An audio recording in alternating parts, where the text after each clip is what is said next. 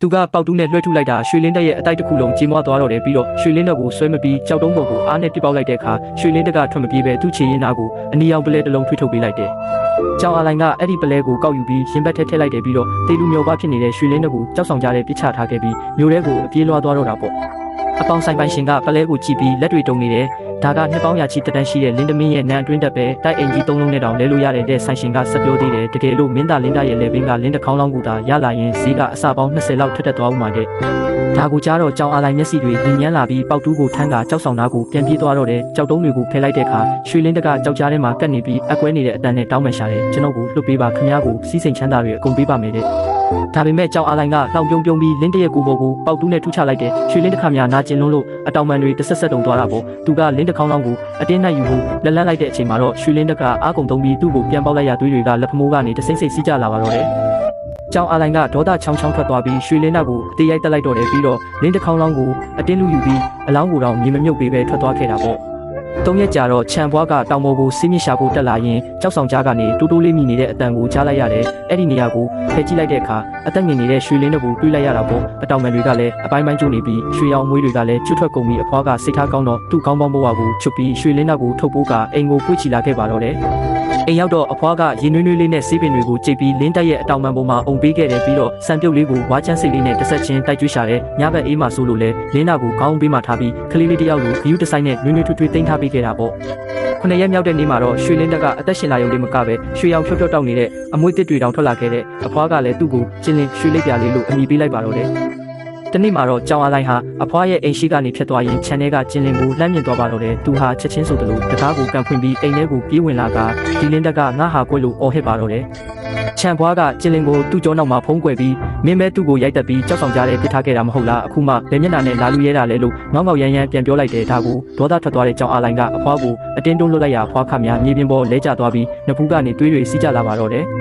်အဲ့ဒီအချိန်မှာပဲကျင်းလင်းဟာရုတ်တရက်ဆိုသလိုအရွယ်စားအစာပေါင်းများစွာကြီးမားလာပြီးမျက်လုံးတွေကလည်းဆူရှာတဲ့အေးဓာတ်တွေထွက်ပေါ်လာတဲ့ကြောင်အလိုင်လည်းကြောက်လန့်တုန်ရင်ပြီးထွက်ပြေးဖို့ကြိုးစားပေမဲ့ကျင်းလင်းကအတောင်ပံတွေကိုလွှဲရမ်းကသူ့ကိုလေးထဲမြောက်ပြီးမြေပြင်ပေါ်ကိုစောင့်ချလိုက်တယ်ပြီးတော့ပါဇက်ကနေအေးဆက်လာတဲ့လေပြင်းတွေမှုတ်ထုတ်လိုက်ရကြောင်အလိုင်တစ်ပိုးလုံးချမ်းတုံပြီးငိုယိုကဖင်ထိုင်လျက်တလဲလေးဖက်ထောက်တလဲနဲ့ထွက်ပြေးသွားရပါတော့တယ်တိတ်မကြခင်မှာပဲရွာထဲမှာအလွန်မင်းမိုးခေါင်လာပြီးလေကွင်းတွေအကွဲကမြည်ရည်တွေလည်းခန်းချောက်ကုန်တဲ့ကောက်ပဲတီးနှံတွေအကုန်ညွန်းနှန်းကုန်လို့ရွာသားတွေနေတိုင်းမိုးရွာဖို့ဆူတောင်းကြပေမဲ့ဘာမှထူးမလာခဲ့ဘူးကြောင်အလိုင်ကရွာမှာလဲအများဆုံးပိုင်သူဆိုတော့စပားတစ်စီမှမရတော့မှကိုစိုးရင်ပြီးအိမ်ရှိမှထိုင်ကမိုးနတ်မင်းကိုတစားစားဆဲဆူနေပါတော့တယ်ခြံဘွားဟာအကွဲနေတဲ့လေကွင်းပြင်တွေကိုကြည့်ပြီးစိတ်မကောင်းဖြစ်လွန်းလို့ထမင်းတောင်မစားနိုင်ရှာဘူးအဲ့ဒီအချိန်မှာကျင်လင်ကအဖွားရဲ့ပခုံးပေါ်ကိုနားပြီးခေါင်းလေးညှင်းပြလိုက်တယ်ပြီးတော့အဖွားနဲ့အတူမြကန်းသားကိုလိုက်လာခဲ့တဲ့ကျင်လင်ဟာအတောင်ပံတွေကိုခတ်ပြီးကောင်းကင်ရံထဲကိုပြန်တက်သွားကအာရပါရဟစ်ကျွေးလိုက်တဲ့အခါတိမ်တောင်တိမ်လိပ်တွေရုတ်တရက်အုံမိုင်းလာပြီးမိုးတွေ3ရက်3ညတိုင်တိုင်တဲကြီးမဲကြီးရွာချပါတော့တယ်၆တွေ့နေတဲ့လေကွင်းတွေဟာပြန်လဲရှင်တန်လာပြီးရွာသားတွေလည်းဝမ်းသာအားရကြွေးကြော်ကြရင်ကျင်လင်ဟာတကယ်ကိုနှမင်းဖန်ဆင်းတဲ့တတော်ဝါပဲလို့ပြောကြတော့တာပေါ့မိုးတိတ်သွားတဲ့ခါမှာတော့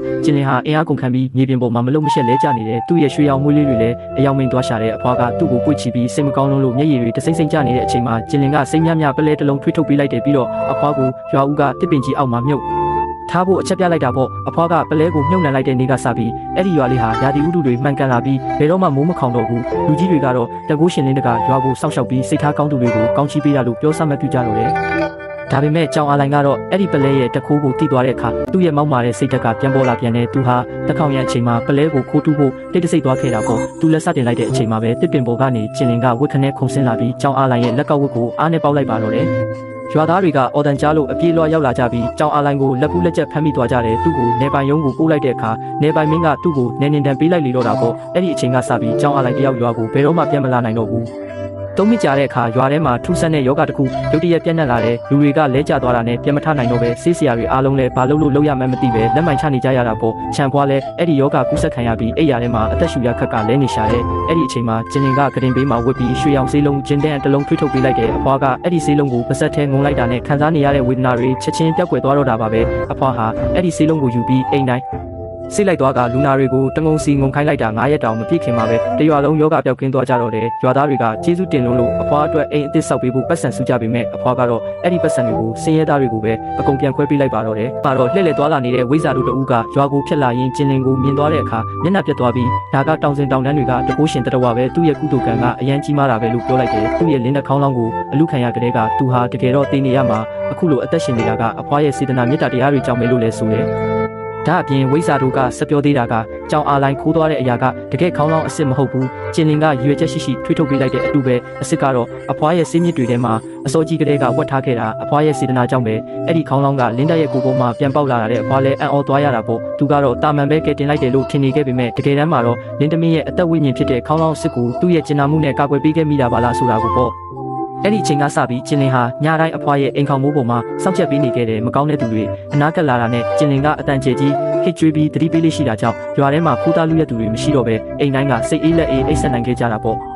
နောက်တစ်နှစ်ကြာတဲ့အခါမှာတော့အဖွားရဲ့ဝေးကွာလာတဲ့တူတော်မောင်တယောက်ကအိမ်ကိုရောက်လာခဲ့တယ်သူကဘွားမှာသားသမီးလည်းမရှိဘူးဆိုတော့မြို့ကိုလိုက်ခဲ့ပြီးချမ်းချမ်းသာသာနေပါလားလို့ဖြောင်းဖြတယ်တကယ်တမ်းတော့သူဟာအဖွားမှာတကိုးရှင်လင်းတာရှိနေမှန်းသိလို့အဲ့ဒီလင်းတာကိုလှည့်စားဖို့ယူပြီးပတ်စံနဲ့ရောင်းစားဖို့ရည်ရွယ်ချက်နဲ့ရောက်လာတာပါသူကမျိုးစုံနဲ့နဘူးနာစာလှုပ်လွန်းတာကြောင့်အဖွားလည်းစိတ်ပျော့သွားပြီးမြို့ကိုလိုက်ဖို့သဘောတူလိုက်ပါတော့တယ်ရွာထိပ်ကိုရောက်တဲ့အချိန်မှာပဲကောင်းကင်ရံကနေကျင်လင်ကဝစ်ခနဲထိုးဆင်းလာပြီးသူဖြစ်သူကိုကြည့်ကဒေါသတကြီးနဲ့အော်ဟစ်လိုက်တာကြောင့်သူဖြစ်သူမှာကြောက်လန့်တကြားနဲ့ရှိမတိုးရဲတော့ဘူးအဲ့ဒီအချိန်မှာကျင်လင်ကပါဇက်ကနေစာရွက်ဟောင်းလေးတစ်ရွက်ကိုထွေးထုတ်လိုက်တယ်အဲ့ဒီစာရွက်ထဲမှာတော့သူဖြစ်သူကမှောင်ခိုကုန်တယ်တွေနဲ့ပေါင်းပြီးလင်းလာကိုဘယ်လိုရောင်းစားမယ်ဆိုတဲ့အစီအစဉ်တွေကိုရေးထားတာပေါ့တကယ်တော့လွန်ခဲ့တဲ့နှစ်တွေကတည်းကသူဖြစ်သူရွာကိုလာချောင်းလုံးကကျင်လင်ကအိမ်ကောင်မိုးတန်းပေါ်ကနေအကုန်ကြခဲ့ဒါဖြစ်ပြီးဒီတက်တေစာရွက်ကိုဒီနေ့ထိတင်ထားခဲ့တာပါအဖွားလည်းအဲ့ဒီတော့မှတူရဲ့ရုပ်မှန်ကိုတည်သွားပြီးချက်ချင်းပဲမောင်းထုတ်လိုက်ပါတော့တယ်ပြီးတော့ကျင်းလင်းကိုဖတ်ပြီးတကယ်တော့ဒီလင်းတလေးကငါဆွေမျိုးသားချင်းတွေထက်တောင်ငါအပေါ်ပုံနာလဲပေးပြီးကာကွယ်ပေးပါလားဆိုပြီးဝမ်းနဲ့ဝမ်းသာငိုကြွေးမိပါတော့တယ်